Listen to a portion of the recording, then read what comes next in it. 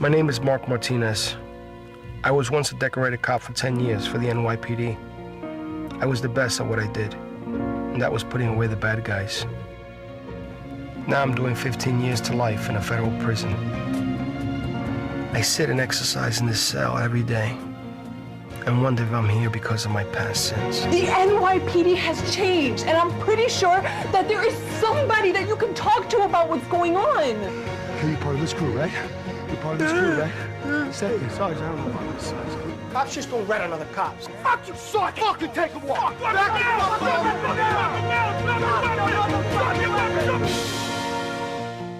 But it's okay. Sooner or later, they'll have to pay for their sins. Did you like that? Blue Night? Welcome to another episode of the Urban Wall Street Project. I'm your host, Earl Christian III, and in my studio tonight I have the filmmaker, director, actor, writer, producer of Blue Night, as well as MOM Film Productions. I'm talking about my brother, Mr. Mark Anthony. How are you, sir? It's good to meet you. Good to have you in here. So Blue Night, I'm feeling the trailer. That's hot. Talk about New York City cops. Yeah, New York City Let's get into this real quick. What's the inspiration behind this film, bro? A lot of reading newspapers. I'm sure that's right. I take stories and then I just add a little life into it and just start writing away and just let it flow, whatever comes out. Right. Yeah, so I just took it and just wrote a full script. Right. And what I did with this one, Peter Green, the actor from The Mask. Peter Green, definitely. Yeah, he came on and he loved the script. Mm-hmm. He was like, wow, this is really good stuff. And he was telling me that sometimes Hollywood has too much commercial stuff. Right. So he was telling me, you know, he's like, I love the script and I'm willing to come down to New York and we can film this and do this in the whole 9 yards.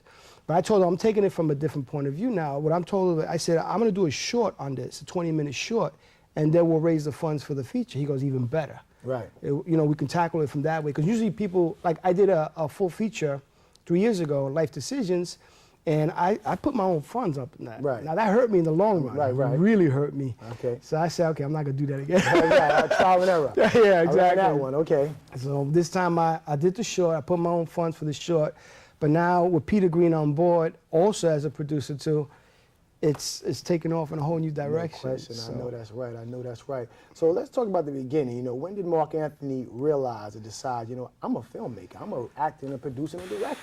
Oh my God, that I started acting like 16 years ago. Okay. And I still love acting. Acting is a passion. That's one thing I don't give up for nothing. Mm-hmm. But I got into the directing bit of it pretty much by accident.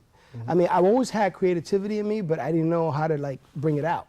So when I was doing like background for Law and Order and some other stuff, I was just looking at the directors and the producers, you know, everybody doing their thing, the PAs, and I was like, man, that's great.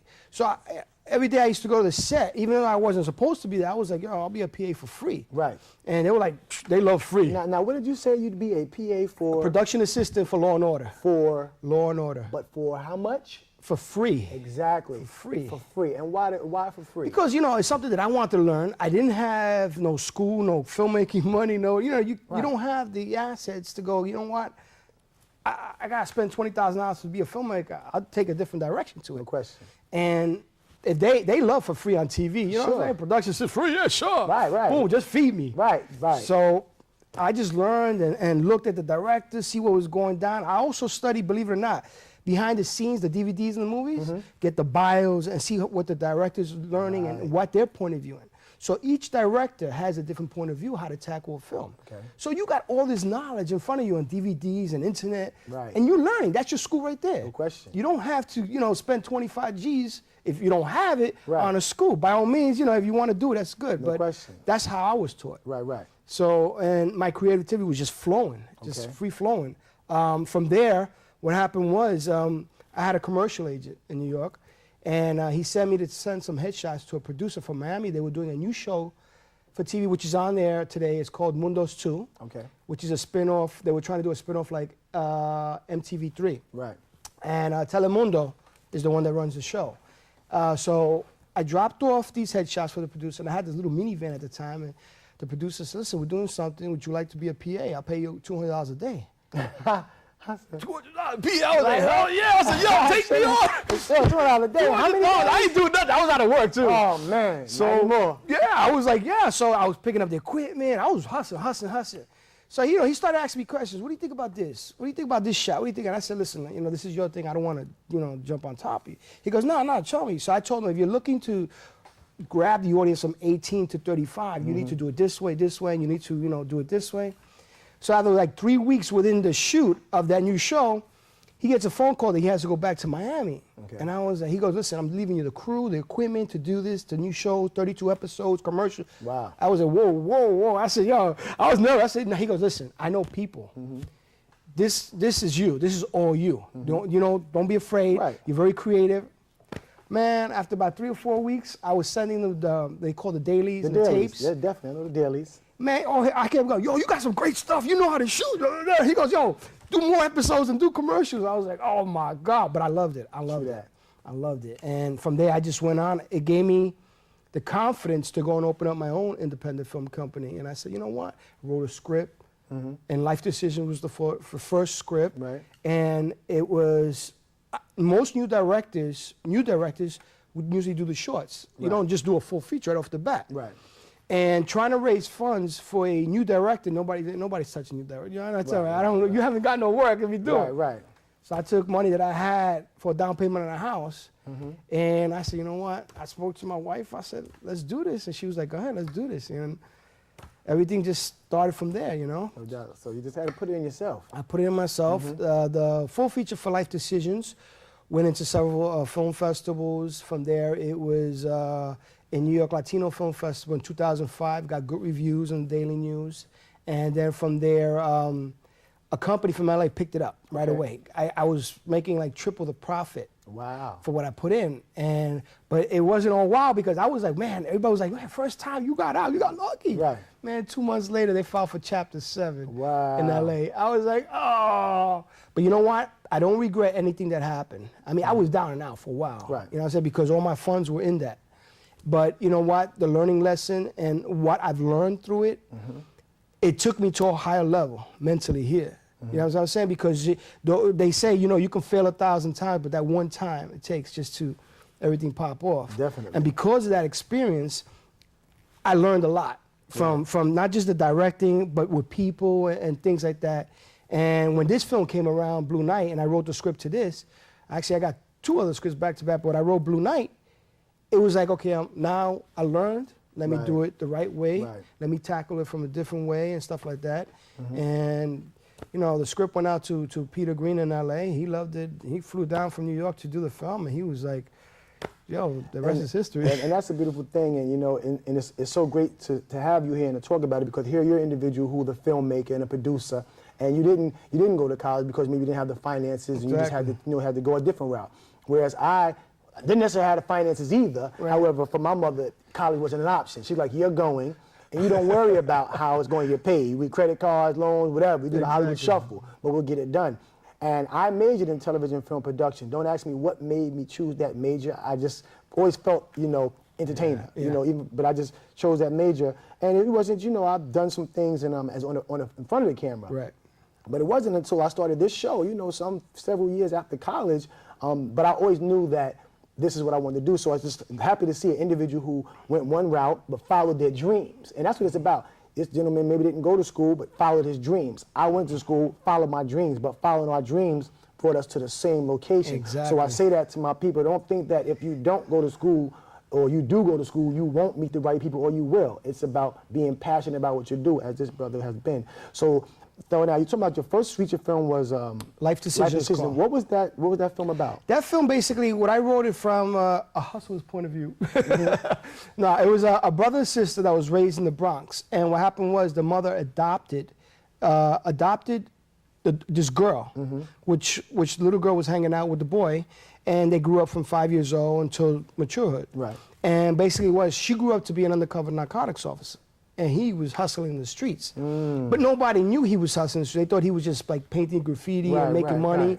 And basically he kept hustling, but he was very on the down low. His mentality was, the story of that one was, I just want to make enough money just to get my family out the hood. No question. That's what it was. But we all know that's wrong. You know what I'm saying? When Right, you think right. you're doing something right, Right. it's Because, wrong. because by you doing what you're doing to get your family out the hood, you're just perpetuating the fact that other families will be stuck in the hood. Exactly, but at the same time, you know, his mentality too is that, you know, you're hurting other individuals. You know, you're putting drugs out there. Right, right. You know what I'm saying?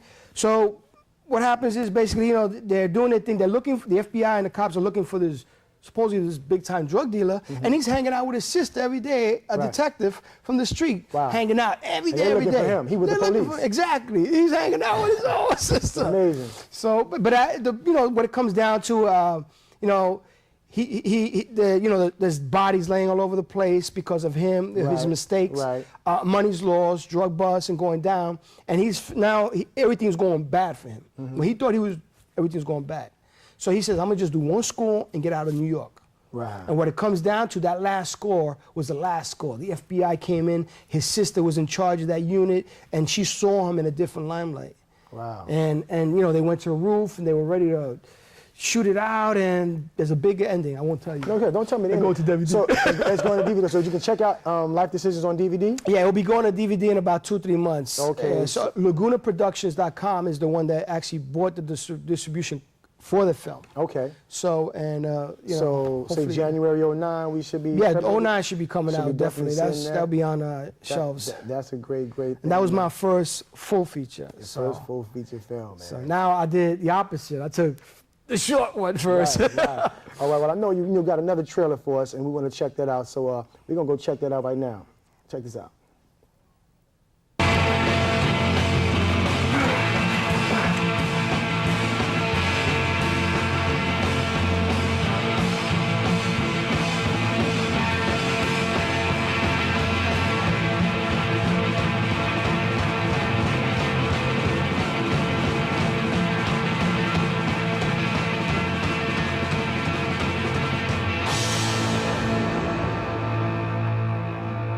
Just want to try to do the right thing, you know? It's hard. Too hard.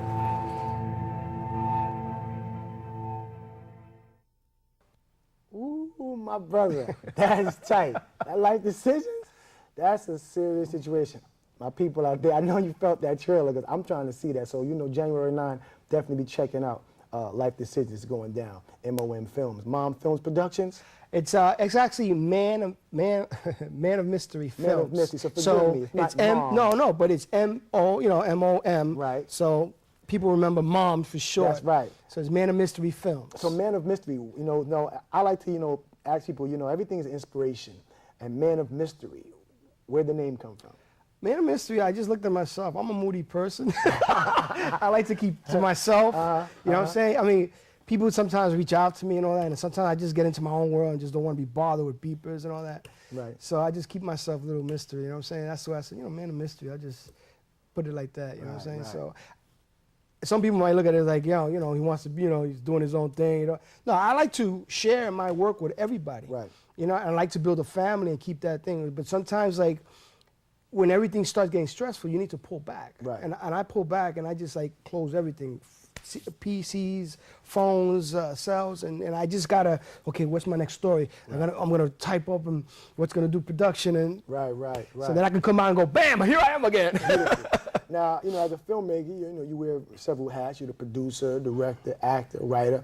Now, I know you're acting in your films because I've seen you in the Yeah, trailers, totally. and you're producing them. Of course, you wrote them. Are you actually doing some directing as well in those films? I actually take off one hat when I'm acting and on the set, and then go to the directing and look in the camera and say, okay, this is not working out, let's try this way. Okay. And then I work with the actors and say, okay, this is not working out, let's try this. So I'm wearing two hats on set. Okay. And sometimes I'll even be PA on set. Right. Because my productions basically are very low. We're not talking about $1 million. We're Right. talking about a couple $1,000. Right. You know what I'm saying? You don't need a lot of money. You make it look like $1 million. Exactly, that's the catch, is to Right. make it look and But make I wouldn't sure. think that's a $1,000, $2,000 trailer. That looks official. Exactly. The film is even, Definitely. I'm peeping it like, okay. So- I feel you, brother. I definitely feel you on You that. can do one, when you don't have the resources and the funds, you'll be surprised when your back is against the No wall, question. what you can do. Right. And a lot of people, you know, when your back is against the wall, you know what, you'd be like, I'm gonna try this and do this and do that and do that, you know what I'm saying? Mm-hmm. Like, there was a scene that we had to get a jail cell. Right. Now, my budget was low, And you know, a lot of places to get a jail in New York City, you can get it for free. Yeah, you can get it for free. Do the shit. You know what I'm saying? But Probably can't get your camera crew in there. exactly, that's what it was. So I said, okay, which way we're gonna do this? We don't got funds for it.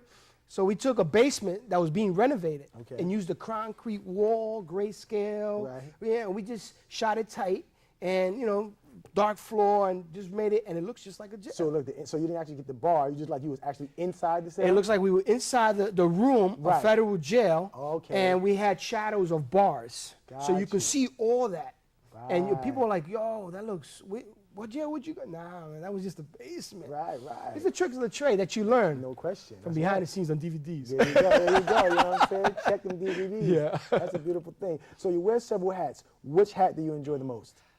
You know what? I love acting because I love getting in front of the camera. I love directing. I love getting behind the camera. You know what I'm saying?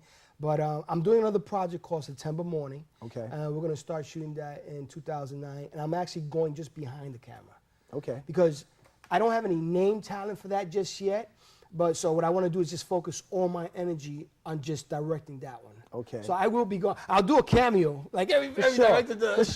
For sure. But I'm just going strictly behind the camera on that. Now, you know, without even remotely going into it, can you just give me like a succinct version of what that movie is? Oh, that one, I took September Morning. Basically, what I did is it's a story about love, passion, and hate. Okay. That's my trio. That's serious. A girl's telling her story about how her life changed on September 11. And she falls in love with an Afghanistan. So there's racial tension there. Okay. Her family's not feeling it. You know what I'm saying? You know, what you doing with this guy, boom, boom, you're a terrorist and stuff Right. like that. So the story is basically, you know, how her life changed on September 11. And, you know, on September. Now, I don't get into September 11. You hear it on the radio. Right. I don't want to focus on it. Exactly. The focus is on the story, how her life changed. Right. So, and I took basically, I took like a piece of Crash, like the story scenario about how all these people's lives changed from multicultural Right. on September 11, and how her life desperately changed on that single day. Wow. And the love of her life, which is an Afghanistan guy, you know, she falls in love with this guy, and nobody's feeling, you know, the whole world doesn't want to hear about it. Right. But this is her, and something tragically happens to her, her life on that day. Right. Now, was this show inspired by a true story, or just something you just kind of Well, took the elements of 9/11 and put it in there? No, what I wanted to do is I like the 9/11. You know, I mean, unfortunately something happened, Right, and right. I just wanted to hit the story from a different point of view. Okay. Like they did the Titanic. If you Right. put the Titanic in a film just with the Titanic, it's boring as hell. Right. But they threw a great love story. Right. So what I said, you know what? I'm gonna hit the 9/11 with a love story in there. So it has and racial tension. So it has all the mixing of a great film Right. with drama. I'm all about drama. Right. And the reality is that this is a huge world. There's probably some scenario that applies to. I'm pretty sure. Confident. Somewhere in New York City with the diverse group of people that we have here, and the people that, you know, get together. Yeah. I'm sure someone either was about to go there in that, or like, wow, that could have been me. Exactly. But like I said, I didn't want to hit it with the 9/11. Right. I just wanted to hit No, that's what I'm something saying, with yeah. the 9/11, but something with the romance in it and the drama, the race. You know, I'm trying to come with movies that there's some sort of meaning in there, and especially about life today. Right. Like I took Blue Night, and Blue Night, we had a movie just came out called Pride and Glory, and Right. it's a corruption. Everybody, oh, it's a corruption movie. It's about it. Right.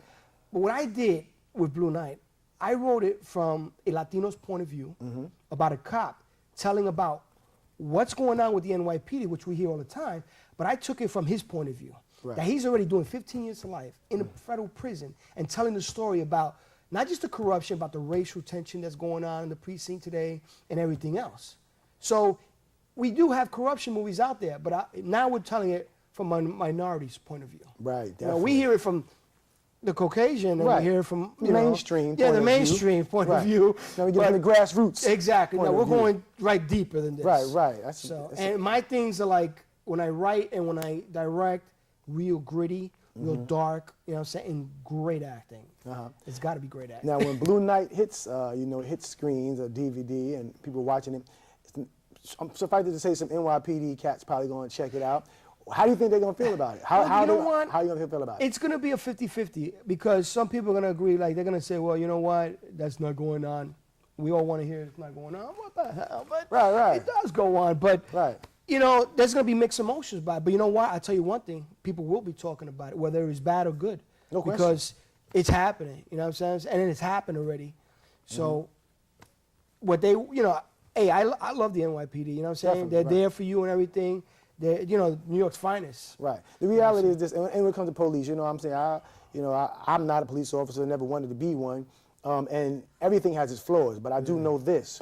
As much as, you know, we wish, you know, police, I hate the police that, and police profiling and brutality and all things are unfortunate, where might we be if there were no police officials at all? So it's Exactly. kind of like, you know, you got to take the good with the bad. Just try to stay focused and, you know, keep your nose as clean as possible, but anything can happen. Just don't pull me over, you know what I'm saying? Just don't face, you know what I'm saying? Right, It's just right, a story. you know what I'm saying? now, one thing I want to talk about, because, you know, following your dreams is a beautiful thing. Right. But unfortunately, a lot of people aren't able to follow their dreams because one major thing might be lacking, i.e. a support system.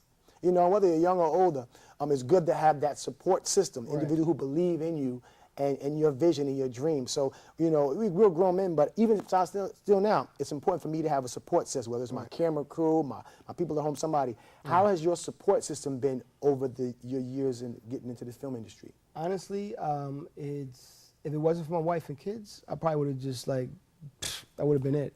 But because of that, not people, because of them, everything has been, you know, there have been days and times that I've just like ripped up the script.